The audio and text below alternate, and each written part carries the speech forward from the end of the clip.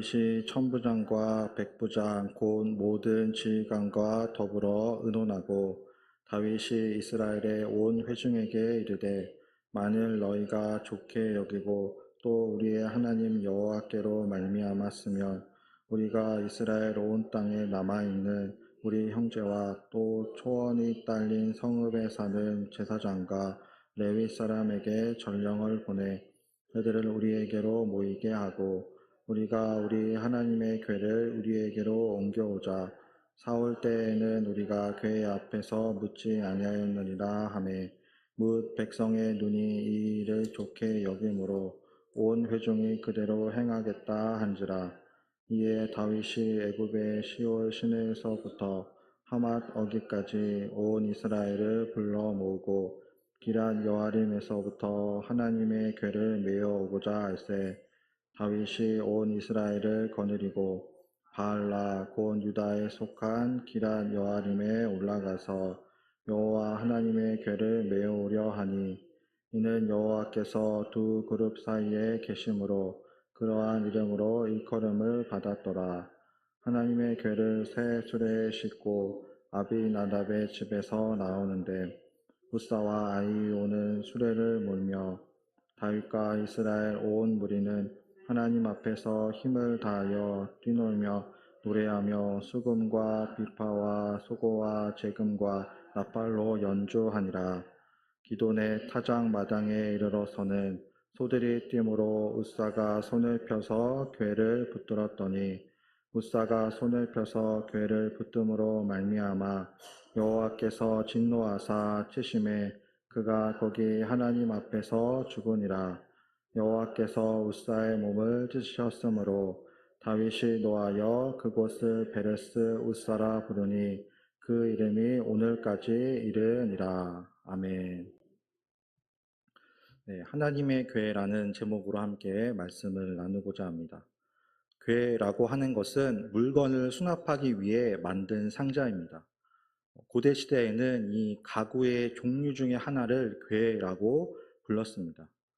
지금은 이 궤를 사용하지 않습니다. 각 가정마다 다양한 브랜드의 가구를 이미 비치해 놓았기 때문입니다.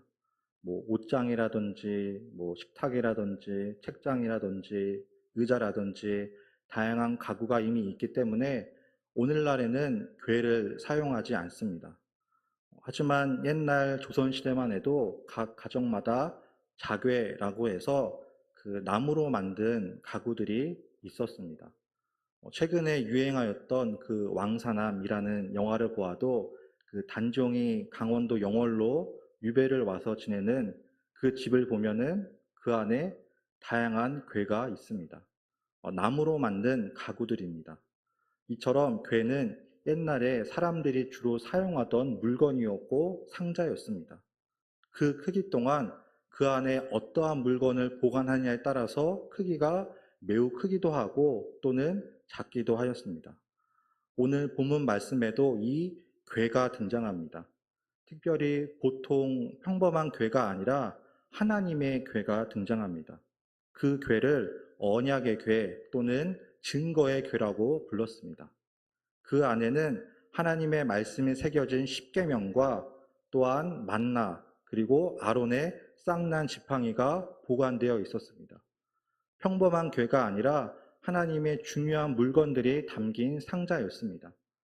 십계명은 모세가 시내산에 올라가서 친히 돌판에 받은 하나님의 말씀입니다. 만나는 이스라엘 백성들이 광야 생활 가운데서 얻은 하나님의 양식입니다. 아론의 쌍난 지팡이 또한 하나님의 손에 쓰임받은 기적의 지팡이입니다. 이처럼 중요한 물건을 담은 궤였기 때문에 이스라엘 백성들은 이것을 잘 관리하고 보관해야만 했습니다. 오늘날 중요한 계약서나 도장이나 금이나 보석들을 금고에 보관하는 것처럼 하나님의 궤에 잘 보관하여서 대대로 물려주어야만 했습니다. 그래서 이 하나님의 궤는 언약의 증표이자 상징이었습니다. 문제는 이 궤가 그냥 오랫동안 방치되어 있었습니다. 사울 왕 때에 사울이 하나님께 불순종하고 범죄함으로 말미암아 이 언약궤를 전혀 신경 쓰지 않았습니다. 기랏 여아림이라는 어떠한 장소에 그냥 덩그러니 놓아 두었습니다. 마치 창고에 물건을 놓아 두었다가 시간이 지나면서 잃어버리는 것처럼 아무도 신경 쓰지 않고 잊어버렸습니다. 관심조차 가지지 않았습니다. 하지만 다윗 왕은 달랐습니다. 다윗은 하나님의 궤를 되찾고 하나님의 말씀대로 이스라엘 나라를 바로 세우기를 원하였습니다. 다윗이 왕이었기 때문에 명령만 내리면 그 궤를 가져올 수 있었습니다. 하지만 궤를 가져오는 일조차도 다윗은 신하들과 의논하는 모습을 볼 수 있습니다. 본문 1절에 다윗이 천부장과 백부장과 모든 지휘관들을 불러 의논하는 장면이 등장합니다. 신하들의 생각을 묻고 듣는 모습을 통하여서 협력하여 선을 이루는 다윗의 모습을 볼 수 있습니다. 오늘날 교회도 마찬가지입니다. 세상에서는 서로의 의견이 다르다고 갈등이 생기고 대립하고 분열되지만 교회 안에서는 한 분이신 주님을 믿음으로 말미암아 하나 되며 나아가야 합니다. 어떤 공산주의 국가처럼 절대 권력을 가지고 모든 것을 결정해서는 안 됩니다. 로마서 8장 28절에도 이렇게 말씀합니다. 하나님의 뜻대로 부르심을 입은 자들은 모든 것이 합력하여 선을 이룬다라고 말씀합니다. 세상에서는 갈등이 있고 분열이 있지만 주님 안에서 믿음으로 하나 되는 삶이 되시길 바랍니다. 바로 그것이 주님의 몸된 교회가 감당해야 할 사명이기 때문입니다. 다윗이 여호와의 궤를 가져오자고 제안했을 때에도 모든 백성들이 다 좋게 여겼습니다. 당연히 그 궤를 가져와야 합니다. 하나님의 나라를 위한 일이라면 절대로 반대하는 일이 없습니다. 라면서 모두가 다 찬성하였습니다. 오늘날 정치인들의 모습과는 다른 모습입니다. 모두가 다 그런 것은 아니겠지만 대부분의 정치인들이 어떻습니까? 자신의 이익과 만족만을 위해 살아갑니다. 때로는 자신의 이익을 위해서라면 목숨 걸고 싸우기도 합니다. 하지만 교회는 세상과 달라야 합니다. 나의 만족과 유익을 채우려고 하는 것이 아니라 하나님의 나라를 위하여서 협력하며 나아가야 합니다. 초대교회의 모습이 이와 같았습니다. 즉 주님을 믿는 수많은 믿음의 사람들이 모여서 교회를 이루었습니다. 마태복음 16장 18절에도 이렇게 말씀합니다. 이 반석 위에 내 교회를 세우리니 음부의 권세가 이기지 못하리라. 오직 예수님을 믿는 믿음의 공동체 위에 교회가 세워지게 되었습니다. 그 반석과 같은 믿음에 세워졌기 때문에 풍랑이 와도 어떠한 비가 내려도 흔들리지 않습니다. 요새 장마 기간이어서 비가 갑자기 쏟아졌다가 멈췄다를 반복하고 있는데 반석 위에 세운 집은 아무리 비가 내리고 폭풍이 몰아쳐도 흔들리지 않습니다. 하지만 모래 위에 세운 집은 비가 조금만 내려도 흔들리고 무너질 수밖에 없습니다. 신앙생활이 이처럼 쉽지 않습니다. 고난과 어려움, 폭풍우가 찾아오면 쉽게 흔들릴 수밖에 없습니다. 그러나 어떠한 시련이 찾아와도 반석과 같은 믿음 위에 흔들리지 않는 신앙생활이 되시길 바랍니다. 바로 그 주님 안에서 협력하며 선을 이루어야 합니다. 두 번째로 하나님의 방법대로 순종해야 합니다. 마침내 다윗은 하나님의 궤를 예루살렘으로 가져오기로 결정합니다. 하나님의 궤는 아카시아 나무로 만들고 그 안팎을 순금으로 칠하였습니다. 즉 매우 무거운 물건입니다. 그렇기 때문에 여러 사람이 힘을 합쳐서 옮겨야만 했습니다. 오늘날 이사를 갈 때도 냉장고나 무거운 가구는 사람들이 힘을 합쳐 드는 것처럼 온 사람들이 힘을 합쳐야만 그 무거운 궤를 옮길 수 있었습니다. 다윗과 신하들은 혹시라도 떨어뜨릴까 봐 조심하며 궤를 옮기기 시작하였습니다. 그런데 출애굽기 25장의 말씀을 보면 이 궤를 옮기는 방법조차도 말씀에 나와 있습니다. 언약궤를 옮길 때에는 고리에 채를 끼워서 어깨에 메고 운반해야만 했습니다. 그러니까 언약궤 양쪽 모서리에 고리가 있고 그 고리에 길다란 채를 끼워서 각각 두 사람씩 총 4명이 어깨에 메고 그 궤를 옮겨야만 했습니다. 이것이 하나님의 방법이었습니다. 상식적으로 힘이 제일 센 사람이 무거운 부분을 들고 나머지 사람들이 도우면은 쉽게 옮길 수 있었습니다. 하지만 하나님의 백성들은 그 궤를 옮기는 방법조차도 하나님의 뜻대로 해야만 했습니다. 궤를 만드는 것도 자신들이 보기에 좋은 디자인으로 만드는 것이 아니라 하나님의 설계도대로 만들어야 했고, 보관하는 것도, 옮기는 것도 다 하나님의 뜻대로 해야만 했습니다. 이스라엘 백성들은 하나님의 선택받은 백성이었기 때문입니다. 사소한 부분조차도 하나님께 순종하며 나아갔을 때에 그들은 온전히 쓰임받을 수 있었습니다. 하지만 본문에 등장하는 다윗과 백성들은 어떻게 하였습니까? 7절 말씀을 보면 바퀴가 달린 수레를 사용하였습니다. 수레에 실어 옮기게 되면 누구든지 쉽게 옮길 수 있습니다. 바퀴가 달려 있어서 앞에서 끌면 큰 힘을 들이지 않아도 쉽게 옮길 수 있기 때문입니다. 이처럼 사람은 도구를 잘 사용해야 합니다. 주방에서 칼이나 도마를 잘 사용해야 하고 공사 현장에서는 망치나 글라인더를 잘 사용해야 하는 것처럼 도구를 잘 사용해야지만 쉽게 일을 감당할 수 있습니다.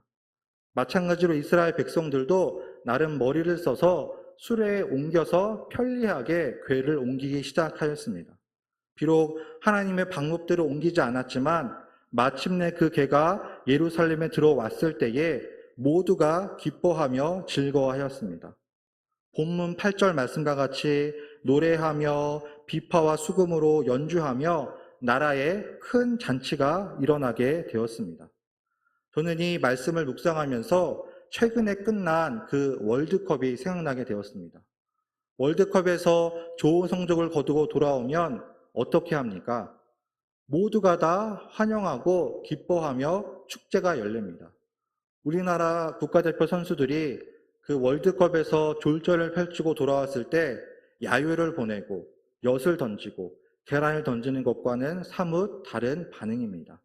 그래서 이번 월드컵에서는 그 유럽의 노르웨이라는 국가가 28년 만에 매우 좋은 성적을 거두었습니다. 누구도 그렇게 승리할 거라 예상을 못했지만 승리를 하여서 좋은 성적을 거두고 돌아왔습니다.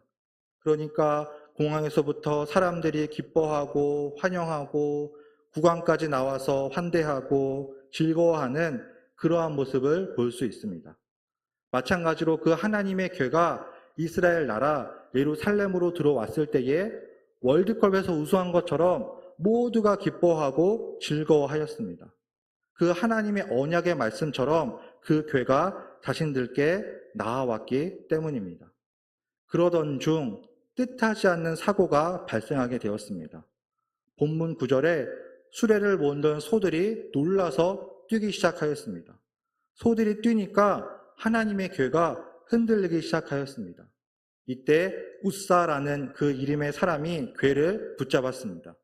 혹시라도 궤가 떨어지게 되면 흠집이 나고 부서질까봐 떨어지지 않게 민첩하게 그 궤를 잡았습니다.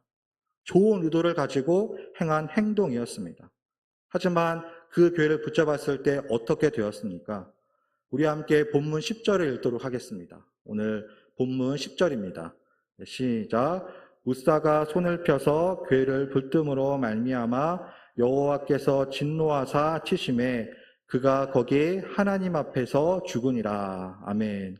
일부러 만진 것도 아니고 떨어질까봐 손으로 붙잡았는데 그 우사가 그 자리에서 죽게 되었습니다.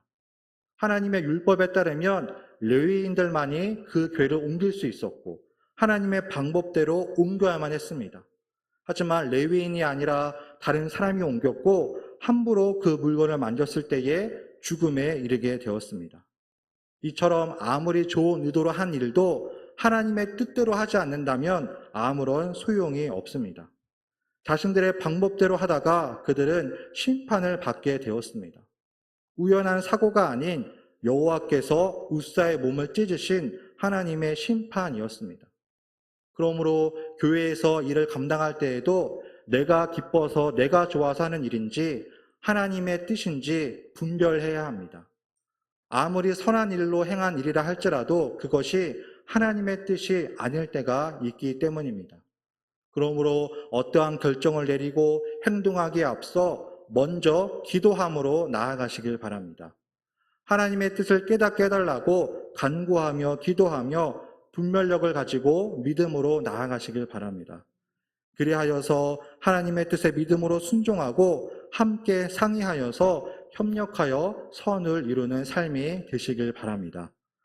다윗도 마찬가지였습니다. 다윗도 하나님의 마음에 합한 사람이었고 전쟁을 승리로 이끈 영웅이었습니다. 그가 이스라엘의 왕이 되었을 때에 하나님의 성전을 건축하고 싶었습니다. 어떤 자신의 부귀영화를 위해서가 아니라 하나님의 성전을 건축하고 함께 예배하고 하나님께 영광 돌리기 위함이었습니다. 하지만 하나님의 뜻은 그것이 아니었습니다. 역대상 22장 8절에 너는 심히 피를 많이 흘렸고 또한 내 앞에서 땅에 피를 많이 흘렸은즉 성전을 건축하지 못할 것이니라 라고 말씀하였습니다. 다윗은 하나님의 성전을 건축하고 싶었지만 하나님의 뜻은 그게 아니었습니다. 이미 전쟁에서 피를 많이 흘렸기 때문에 성전을 건축하지 못할 것이다 라는 것이 하나님의 말씀이었습니다. 다윗은 실망하고 허탈감을 감출 수 없었습니다. 하지만 그것이 하나님의 뜻이었기 때문에 자신의 뜻이 있었지만 하나님의 뜻에 순종하였습니다. 대신 솔로몬 왕 때에 성전을 건축하기 위하여서 수많은 건축 자재와 설계도를 남겨두었습니다. 이처럼 하나님의 뜻을 발견하고 순종하는 삶이 되어야 합니다. 말씀을 통해 주님의 뜻을 발견하고 깨닫고 믿음으로 순종하는 삶이 되시길 바랍니다. 세 번째로 하나님 앞에서는 부끄러움이 없어야 합니다. 잃어버린 하나님의 궤를 다시 가져왔을 때에 그것은 하나님과 동행하겠다는 믿음의 다짐이었습니다. 다윗 또한 그 궤를 가져올 때에 밤중에 은밀하게 몰래 가져오지 않았습니다. 온 백성이 보는 대낮에 그 궤를 성 안으로 들여왔습니다. 오벳 에돔이라는 사람의 집에서 석 달 동안 보관하다가 마침내 그 궤가 들어왔을 때에 기뻐하며 춤추며 노래하였습니다.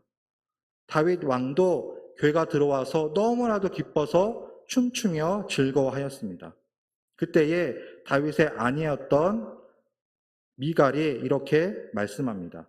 사무엘하 6장 16절 말씀을 함께 찾아보도록 하겠습니다. 사무엘하 6장 16절입니다.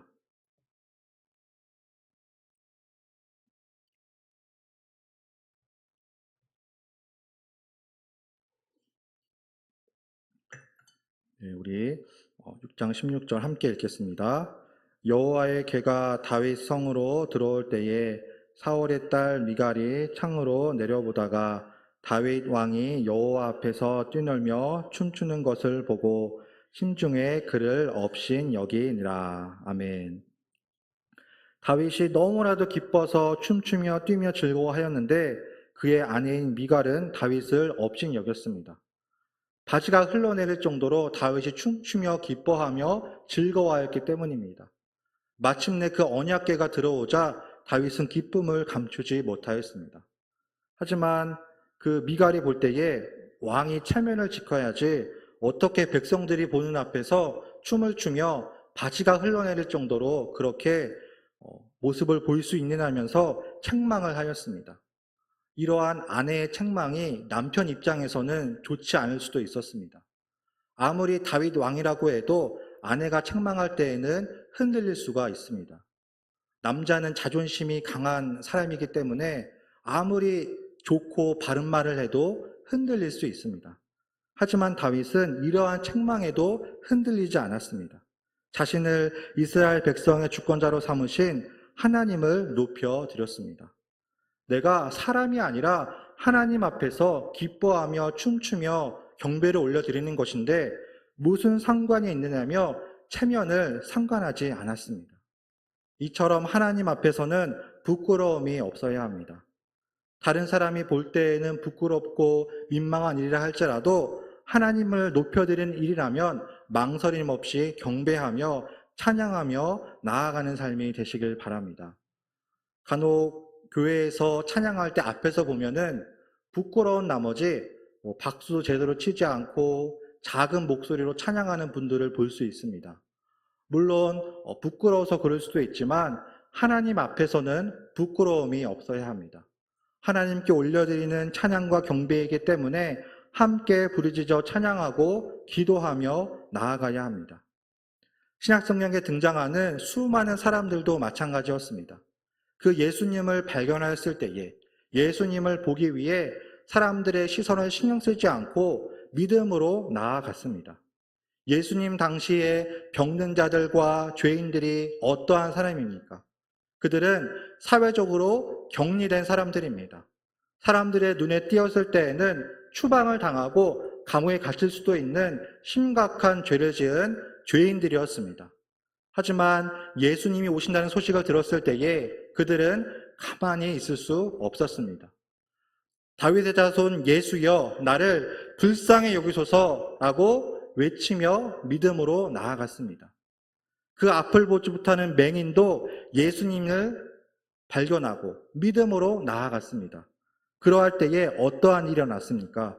그 맹인의 눈이 보게 되고 예수님을 믿음으로 말미암아 참된 구원에 이르게 되었습니다. 이처럼 주님께 나아가는 자들은 믿음의 확신을 가지고 나아가야 합니다.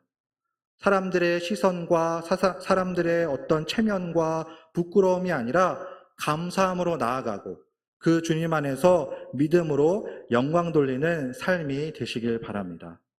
다윗도 하나님의 괴가 들어왔을 때에 기뻐하며 즐거워하며 하나님께 영광을 올려드렸습니다. 나 혼자만 기뻐하는 삶이 아니라 주님을 알지 못하고 방황하는 자들에게도 복음을 전해야 합니다.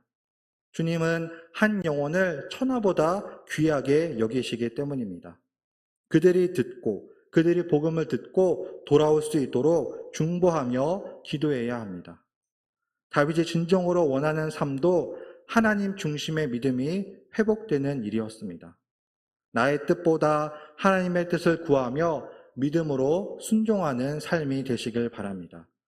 그런데 죄악된 세상 가운데에서 믿음으로 사는 것이 결코 쉽지 않습니다.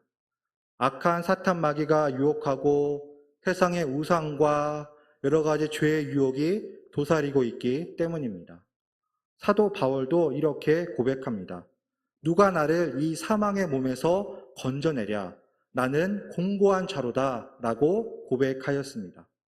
마음으로는 하나님의 뜻대로 살고 싶지만 육신의 연약함과 죄악으로 말미암아 계속해서 영적인 싸움을 싸우고 있음을 고백하고 있습니다. 사도 바울도 이러한 삶을 살았는데 오늘날 믿음으로 사는 자들도 마찬가지입니다. 끊임없이 영적인 싸움을 싸우며 나아가야 합니다. 아담과 하와도 뱀의 유혹에 넘어가 선악과를 먹었고 가룟 유다도 예수님을 팔아 넘기고 말았습니다. 이러한 죄의 유혹과 시련 가운데에서 오직 주님만을 의지하는 자가 믿음으로 승리할 수 있습니다. 나의 힘으로 하면 패하고 넘어질 수밖에 없지만 십자가에 달려 죽으시고 부활하신 예수님을 의지하고 믿음으로 승리하는 삶이 되시길 바랍니다. 그렇게 영적인 싸움에서 믿음으로 승리하고 하나님 안에서 믿음으로 순종하는 모두가 다 되시길 주님의 이름으로 축복합니다. 기도하시겠습니다.